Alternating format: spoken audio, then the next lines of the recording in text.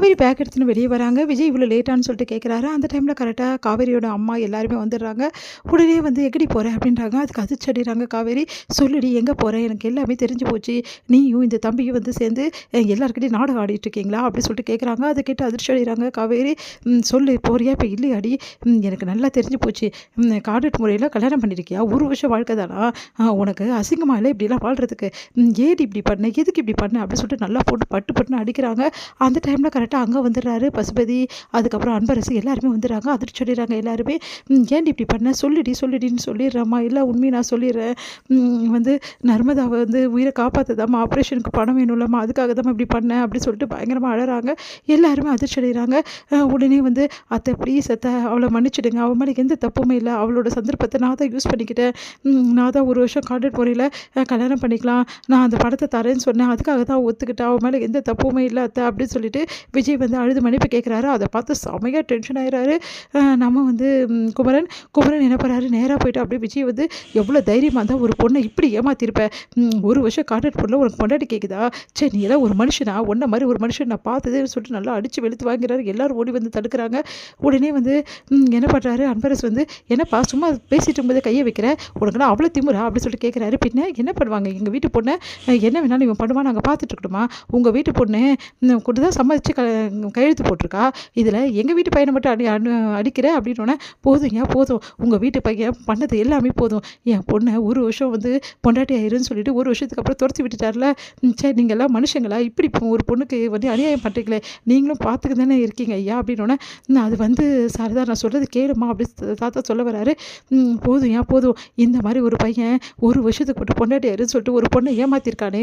இவன் கூட வாழ்றதோட என் பொண்ணு எனக்கு பொண்ணா என் வீட்டிலே இருந்துட்டோம். வாடி." அப்படி சொல்லிட்டு கூட்டிகிட்டு போகிறாங்க. இங்கே வந்து விஜய் வந்து கதறி அழறாரு. "வேணாம் சொன்னால் கேளுங்க அத்தை, ப்ளீஸ் அத்தைன்றாரு." இங்கே வந்து அதெல்லாம் கேட்காம வந்து காவேரியை கூட்டிகிட்டு போயிடுறாங்க. இங்கே விஜய் கதறி கதறி அழறாரு. தாத்தாவை பார்த்து "தாத்தா ப்ளீஸ் தாத்தா, காவேரி வந்து எனக்கு வேணும் தாத்தா, ப்ளீஸ் தாத்தா" சொல்லிட்டு பயங்கரமாக அழறாரு. "கவலைப்படாதப்பா, இப்போ அவங்க கோவமாக இருக்காங்க. கொஞ்ச நாளில் எல்லாமே சரியாயிடும் வா." அப்படி சொல்லிட்டு உள்ளே கூட்டிகிட்டு போகிறாங்க. இங்கே அன்பரசு இதெல்லாம் பார்த்து ரொம்ப சந்தோஷம் அடைகிறாரு. "நல்லதாக போச்சு நாங்கள் வந்தது. நான் வந்து எப்படியாவது இங்கே சேர்ந்துக்கலாம்னு நினச்சி வந்தேன். பார்த்தா இங்கே நடக்கிறதெல்லாம் பார்த்தா இவ்வளோ சந்தோஷமாக இருக்குது." அப்படி சொல்லிட்டு ரொம்ப சந்தோஷமா அடைகிறாரு. உடனே வந்து இங்கே என்ன பண்ணுறாரு, "இதுக்கப்புறம் எதுக்கு நீ கவலைப்படுற விஜய்? ஒன்றும் பிரச்சனை இல்லை. வெண்ணிலா தான் இருக்கால்ல. வந்து நீ கரெக்டு தான் நீ பண்ணி விட்டது. ஒரு வருஷம் கழிச்சு கரெக்டாக துரத்தி விட்டுட்ட. இதுக்கப்புறம் எந்த பிரச்சனையும் இல்லை. உனக்கும் வெண்ணிலாக்கும் நாங்கள் கல்யாணம் பண்ணி வைக்கிறோம்." அப்படி சொல்கிறாங்க. அதை பார்த்து தாத்தா வந்து "போதும், தயவு செய்து நிறுத்திக்கிங்க. தயவு செய்து எல்லாரும் கிளம்புக்குன்னு" சொல்லிட்டு தாத்தா கையெடுத்து கும்பிட்றாரு. உடனே "விஜய் நீ வாப்பா" அப்படின்னு சொல்லிட்டு உள்ளே கூட்டிகிட்டு போகிறாரு. இங்கே தாத்தா மடியில் படுத்துட்டு விஜய் அழறாரு. அவரால் தாங்கிக்கவே முடியல. நினச்சி பார்த்து அழுதுட்டு இருக்காரு. காவேரி வந்து "கவலைப்படாதப்பா, காவேரி சீக்கிரமே வந்துடுவா. நீயும் காவேரி ஒன்றா சேர்த்துருவீங்க. காவேரி இப்போ உன்னை பற்றி தப்பாக புரிஞ்சிட்ருக்கப்பா. அவங்க வீட்லேயும் தப்பாக புரிஞ்சிட்ருக்காங்க. நீ கவலைப்படாத விஜய்." அப்படி சொல்லிட்டு ஆறுதல் சொல்கிறாரு. இங்கே விஜய் வந்து படியில் படுத்து அழுதுட்டுருக்காரு. தாத்தா கிட்ட தாத்தா அப்படியே கிஸ் பண்ணி அவர் வருடி கொடுக்குறாரு. "சரியாயிடும் விஜய், கவலைப்படாத விஜய்." அப்படி சொல்லிட்டு சொல்லிட்டு இருக்காரு. "அழாதப்பான்னு" சொல்லிட்டு இங்கே காவேரியா அவங்க வீட்டில் எல்லாருமே வந்து செமையாக டென்ஷன் ஆகிறாங்க. "என்ன காவேரி இப்படி ஒரு வேலை பண்ணி வச்சிருக்கியேடி, உன் வாழ்க்கையை நீயே பாழாக்கிக்கிட்டேன்னு" சொல்லிட்டு பாட்டி அழறாங்க. எல்லாருமே அழறாங்க. "என் பொண்ணு வாழ்க்கை இப்படி ஆயிடுச்சே. இது தலைமையில இவளே மண்ணை வாரி கொட்டிட்டாரே. சொல்ல வேண்டியதானடி, என்ன நடந்துச்சுன்னு சொல்ல வேண்டியதானடி, ஏன்டி சொல்லாமல் விட்ட? நான் அவளுக்கு ஆப்ரேஷன் பண்ணுன்றதுக்காக பணத்துக்காக போய் ஏன்டி இப்படி மாட்டிக்கிட்ட?" அப்படின்னு சொல்லிட்டு அழறாங்க. இங்கே வந்து எல்லாம் அவனை சொல்லணும், அவனால் தான் இவ்வளோ பிரச்சனை வந்துச்சு, இப்படி பண்ணிட்டானே அப்படி சொல்லிட்டு செமையாக டென்ஷன் ஆகிறாரு. அவன் வந்து செமையாக டென்ஷனாக பேசிட்டு இருக்காரு. அந்த விஜய் நான் சும்மாவே விட மாட்டேன், நம்ம வீட்டு பொண்ணு வாழ்க்கையை கெடுத்தவனே நான் சும்மா விட மாட்டேன் அப்படின்னு சொல்லிட்டு கோவமாக இருக்காரு.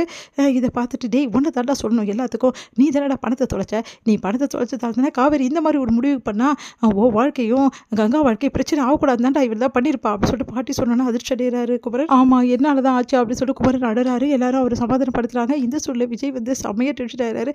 "என்னை விடுங்க தாத்தா, நான் போகிறேன்." அப்படின்னு "எங்கடா போகிறேன்?" அப்படின்னு "இல்லை தாத்தா, காவேரி இல்லாமல் என்னால் இருக்க முடியாது.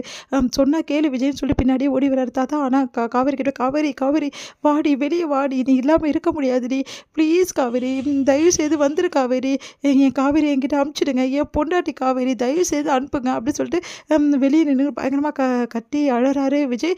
இதை பார்த்து குமரன் சமையல் "இப்போவே அவனுக்கு ஒரு முடிவு கட்டிட்டு வரேன்னு" சொல்லிட்டு குமரன் போகிறாரு. "எங்கள் பிரச்சனை வேணாம், சொன்னால் கேளுங்க, நீ வாப்பா சொன்னால் கேளுப்பான்னு" சொல்லிட்டு தாத்தா வந்து சமாதானப்படுத்தி விஜயை கூட்டிகிட்டு போகிறாரு.